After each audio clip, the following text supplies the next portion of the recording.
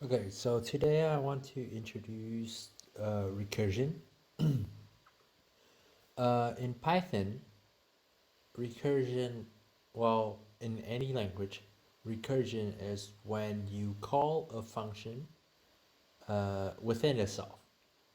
So it's much easier to see an example, such as here, but in theory, for description and definition, recursion is when a function calls itself within the function definition. Okay. Um, this this is mainly to solve problems that you can divide into smaller subproblems. That is essentially the same problem, but simpler. But simpler a little bit. Like, well, it can be simpler by a lot, but it should be the same problem, but with a smaller input. For example, here I have the example of calculating a factorial of a number n. So just a reminder, a factorial is just the factorial of number n. It's just the product of all numbers from 1 to n. So why is this problem a recursive problem? Here I have this example code factorial. If let's just read it through to see what it does. So it starts by checking if n is 1. If n is 1, we're just going to return 1. Why?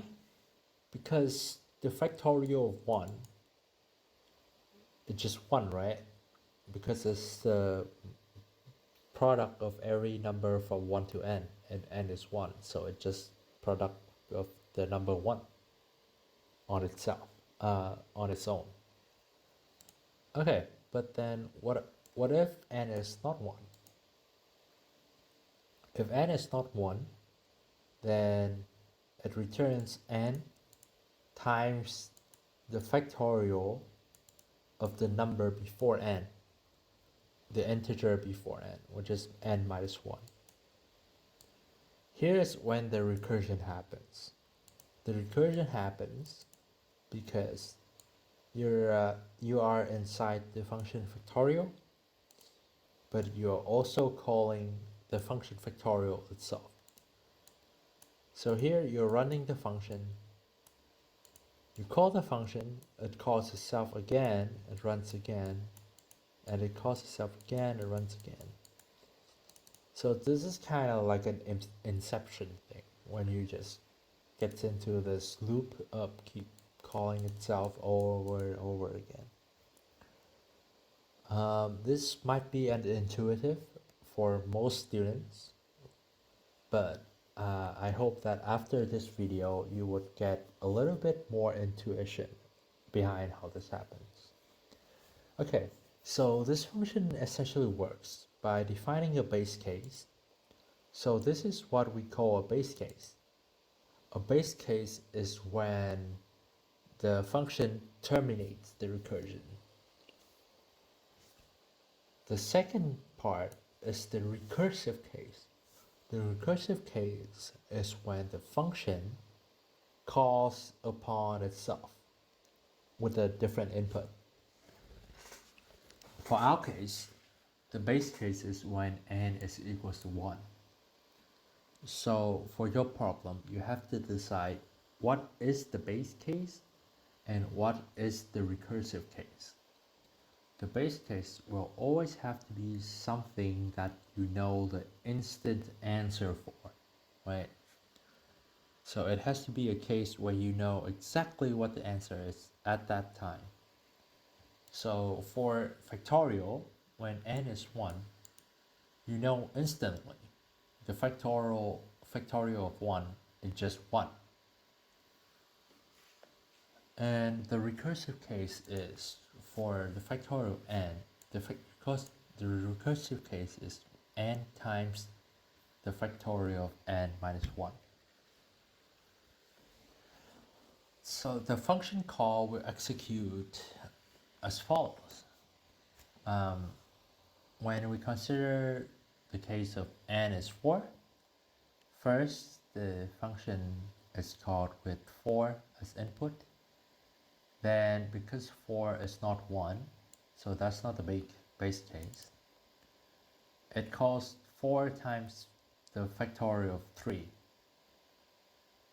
And then the factorial of 3 runs, see that 3 is not 1. Then it calls n times the factorial of n minus 1, which is 3 times factorial of 2. Then it repeats. Now factorial of 2 becomes 2 times factorial of 1. Here you can see that when factorial of 1 runs, it sees the base case and it returns a value of 1. So that is when factorial 1 becomes the value, the integer 1. And at this step, you can see that we have all the numbers we need for our calculation. From the very first step, we have return n minus factorial of n minus 1, which is return 4 times factorial of 3. And then it returns 4 times 3 times factorial of 2. So at the end we have, when we reach the base case, you can imagine this as when we reach the base case, we finally accumulate all the values on the way to the base case. So we have 4 times 3 times 2 times 1, which is 24. Right? So why is this useful? I would argue that recursion, well, I and many other computer scientists would argue that recursion can be a powerful tool, okay? But it is always important to make sure that the base case is properly defined. So, or if the base case is not properly defined, then for some case, or for most case, the function will continue to call itself indefinitely. What happens when the function calls itself indefinitely? It's just gonna create more and more and more functions. And as you know, when a function runs, it creates more memory in the computer, right? So when it calls itself billions of times, it's going to fill up the computer's memory, leading to something called a stack overflow error. You don't need to know what that is yet, but just know that if a recursive function calls itself too many times, it's going to cause a problem. Okay, so here I want to introduce a couple more examples of recursive functions in Python. I would show the example, and I want you to pause the video to write the code for the example here. First, I want you to write the recursive version of the factorial function, which I've just shown before. I showed you above, but now I want you to rewrite this yourself. To practice, I also ask you to define the base case first, and then define the recursive case first. Please pause the video for a couple minutes, or however long you need, to first define the base case, and then you define the recursive case, and then you write the code. Okay? Don't write the code first. Let's just here we're just practicing the way to think recursively. So always define the base case first, and the recursive case, and then write the code. Okay, I'm going to give you a couple minutes to try and to pause the video and try to solve this problem. Okay, I'm just gonna assume you just pause the video for a couple minutes. Now we're going to work through this problem together. As we have discussed before, the base case for this problem is n is equals to 1. When n is equals to 1, we return 1. When for the recursive case, right, the recursive case is n times what?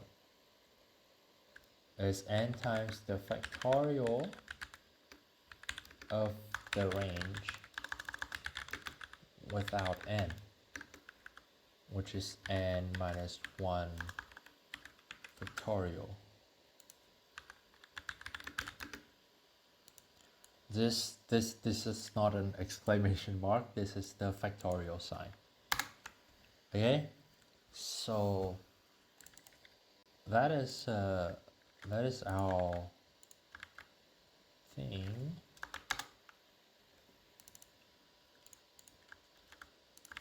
Just gonna make this look pretty. Okay, so that is our cases defined. Then how do we write a code? So usually when you are able to define the base case and the recursive case, writing the code is quite straightforward most of the time. Not all of the time, but most of the time it would be rather straightforward. First you write the base case with n is 1, then we return 1. Else you return n times what? The recursive call, right? Factorial of n minus 1. Awesome. We run that code and let's try it out. Let's try factorial of 1 to see if that works. Factorial 1 is 1. Great, that's great. Factorial of 3 is what? 6. That's about right. 1 times 2 times 3 is 6. So 9. Yeah, 9 is a big number because factorial is a very fast growing function. So 9 is great. Let's see, 5, smaller number, 120. That sounds about right. Okay, so let's move on. Here I want to ask you to do the Fibonacci sequence. I'm just going to provide the base case and the recursive case for you here, but you can try to practice coming up with it yourself. But for those of you who don't know what the Fibonacci sequence is, it's basically the sequence starting from 0 and 1, and then from later elements, it's the sum of the previous two elements. So the base case is when n, so when for a Fibonacci function, you're trying to find the nth number, meaning Fibonacci of 5 is the fifth number, or the fifth term in the sequence. Here we want to generate, instead of just the fifth term, I'm asking you to generate the entire sequence up to the fifth term, or up to the nth term, which is a little bit harder than just returning the nth term. I've already defined the base case and the recursive case for you. I want you to write this function so that when you call Fibonacci of 5, it returns not just 3, but it also returns 0, 1, 1, 2, and 3. Okay? Again, please pause the video and try to come up with the code yourself. And unpause the video after you're done to compare the results.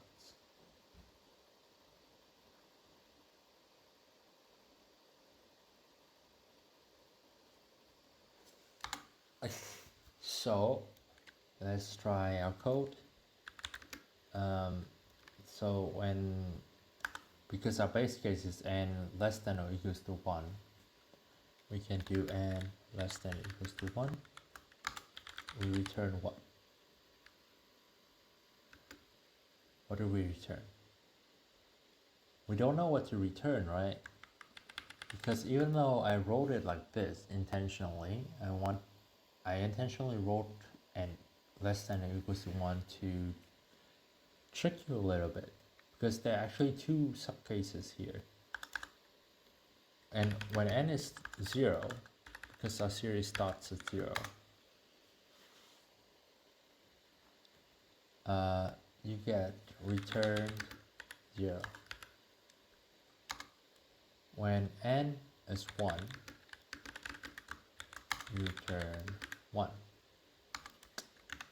Else, you return Fibonacci of n minus 1 plus Fibonacci of n minus 2, right? Because it's the sum of the previous two numbers. Okay, but this function here only returns the nth term. But I want you to return the entire series, not just the nth term. How do you perform such a task? That is something that I want you to spend some time thinking about, because being able to turn something that I've provided to something that I ask you to be able to do, I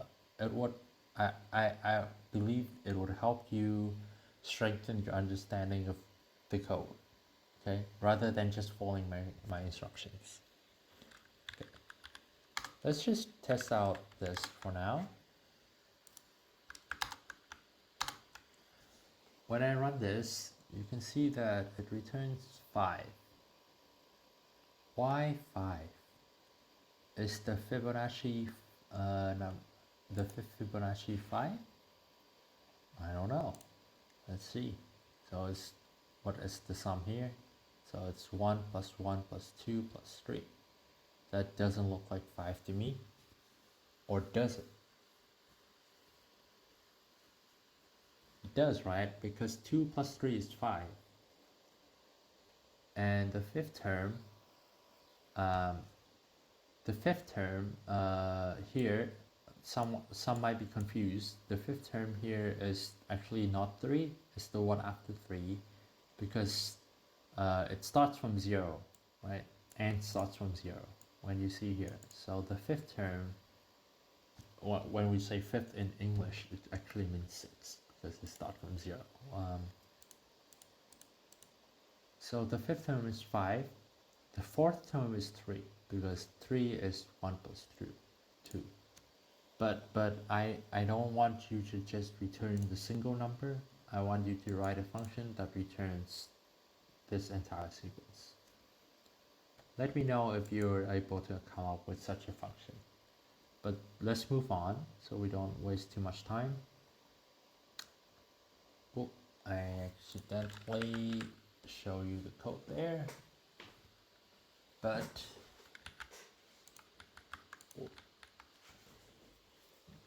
here I want you to write a function that can calculate the sum of a list. So the sum of a list, to sum up a list, you usually use a loop, right?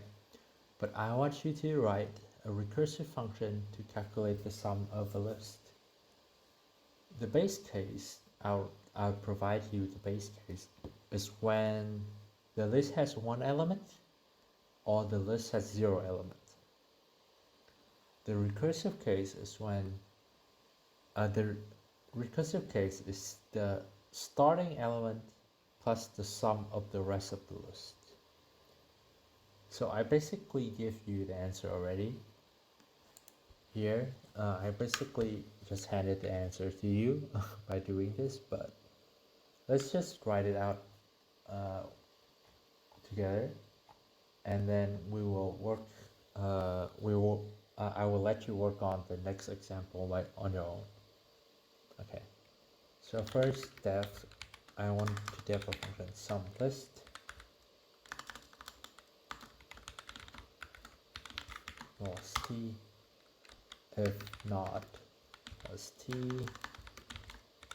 So if not st, it means if the list is not empty. If the list is empty, right, then returns 0. Why? Because when the list is empty, the sum is 0.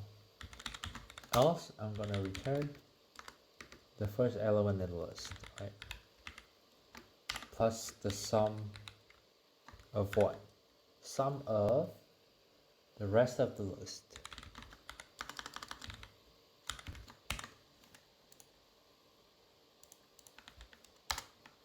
So let's try it out. When we call this function SumList, we add in a list of 1, 2, 3, 6, 1, 2, 4, 4, 32. So 1 plus 2 plus 3, 6 plus 1 plus 3 is 4. Yeah, 22. So this did exactly what we wanted. You can see that even without a loop, I was still able to go through every element in the list and get the sum. Okay, so move on to the next example. I want you to count the number of elements in the list without using a loop or without using len. So this is to flex our recursive brain to be able to come up with a recursive solution for something we're so familiar with. Try to define the base case, the recursive case, and then write the code. You can pause the video now, and after a bit, I will continue providing the solution for this example. Okay, so I assume you just attempted to solve this question. First, what is the base case for counting the number of elements in a list? Something very similar to before, right? Empty list returns 0 because an empty list has no item, so we know that the number of elements is 0. What about the recursive case? It's also very similar to before, right? So it's something that has to do with the first item in the list and the rest of the list. So the first item in the list, what is the number of items of just the first item in the list? That's 1.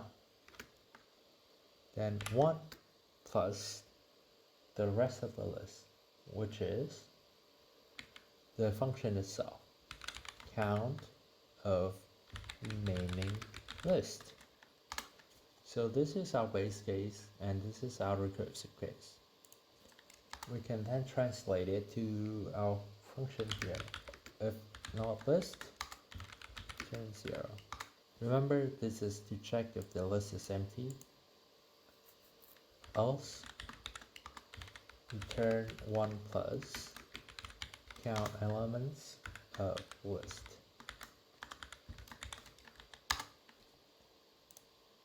Let's try our code out. Count element 1, 2, 3, 4, 5 returns 5. That was exactly as expected. What about no items? One item is 1, no items, and 0. Cool. So that's another one. Okay, so the next question is to find the maximum element in the list. This one is a little bit harder. I want you to find a way to solve this question using recursion. I want you to use recursion mainly. You can still use max, but in this question I limit you to only use max with two inputs as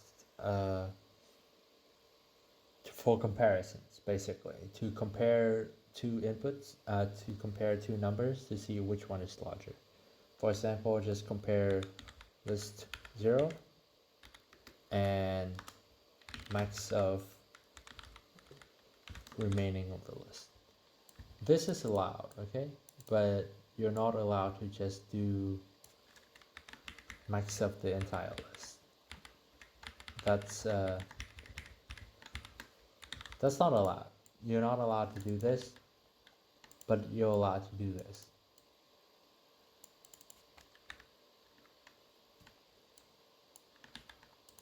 Okay, So please attempt this in your own time.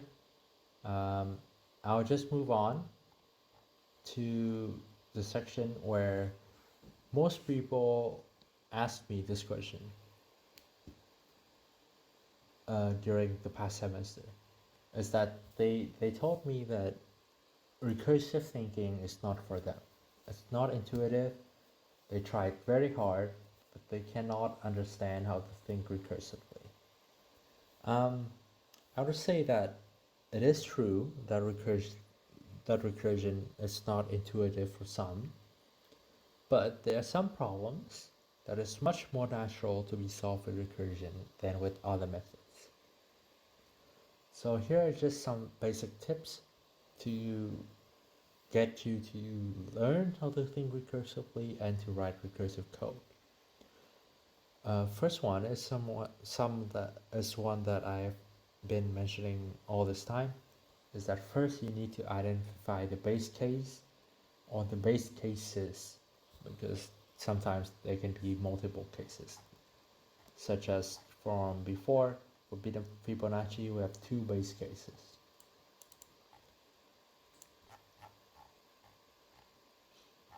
Again, why do we need to define the base cases? Because without the base case, the function doesn't know how to stop properly. When it doesn't stop properly, it either crashes the computer or it just doesn't give you the result you want. Second is to see a problem and be able to divide it into smaller subproblems. Recursion involves solving a problem by dividing it into smaller subproblems, and the recursive function solves them recursively. So you should try to identify how your problem can be divided into smaller subproblems. That is essentially the same problem but with the smaller input. Then after you know how to divide the subproblems, you can write the recursive case. So the recursive case is basically just calling the function itself with some other version of the input. You should also test the function. I also want to compare loops versus recursion. Here I provide an example with a loop where I print every element in the list, and using recursion, what is the difference? So I will just try if not list. I'm just gonna return nothing if it's an empty list, right? Because we're just not going to print anything if it's an empty list. For the recursive case, again, going through a list, we are iterating to a list similar to counting and getting the sum. A recursive case is always something you have to do with one element in the list and the rest. So I'm just going to print out the first item,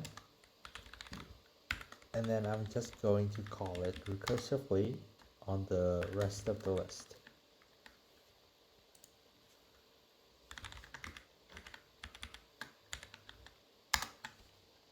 And let's try to run this code. Print list 1, 2, 3, 4.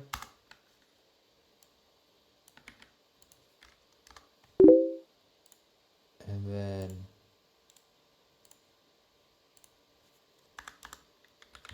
print 2, 3, 4. Yeah. You can see that here you can see that we printed. Oh, I used the wrong function.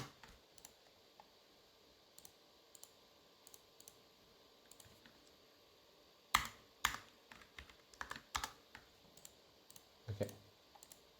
So you can see that I can perform the same task as a loop using recursion by identifying the base case and the recursive case. So this is just an example for you to compare loops versus recursion. You can also do while to recursion, but I'm gonna skip this part. For those of you who have who struggles to grasp recursion and how to think about it in Python, please pay attention to this example here. I try to explain this as a staircase analogy. So sometimes when the recursive problem is a bit linear, it's often useful to think of it as a staircase. For example, our factorial problem, it's more like going down, top down, when you call factorial 4, right? Like before I've demonstrated, factorial 4, you go down one step. To 4 times factorial 3, you go down one step. To 4 times 3 times factorial 2, and you go all the way down to the base case. And once you are at the base, then you start climbing back up. But on the way up, you start to accumulate the values. So here, I would just like to advise you to think of it as a staircase, which each step, you have a worker who only knows how to combine two given numbers. The worker is this star sign. So while you're going down, you give this worker your multiplication sign, one number, so they have one number in their left hand, and you go all the way down, giving all the workers one number. After you've reached the last step, you start providing base worker with your base case value, which is 1. And then afterwards, you start climbing back up. And when you're climbing back up, you give the worker at your current step the results of the worker from the previous step, built from below. So the base worker gives you 1. You go back up, you give the worker on the second floor 1. So now he can do the multiplication. It gives you 2. You bring 2 up to the worker from the upper floor. He gives you 6. You bring 6 up to the worker on the top floor. He gives you 24. Then you are able to get the final result that you're interested in. Hopefully, after this example that I've gone through, you would be able to think a little bit more intuitively about recursion in Python, and when function calls upon each other, and when you need to think about base cases and recursive cases. If you have any questions, please just let me know. Just let any of us know, and we will try to resolve your questions. I hope that this video helps introduces you to recursion and to prepare you for your group assignment. Yeah, that's it. Thanks for watching.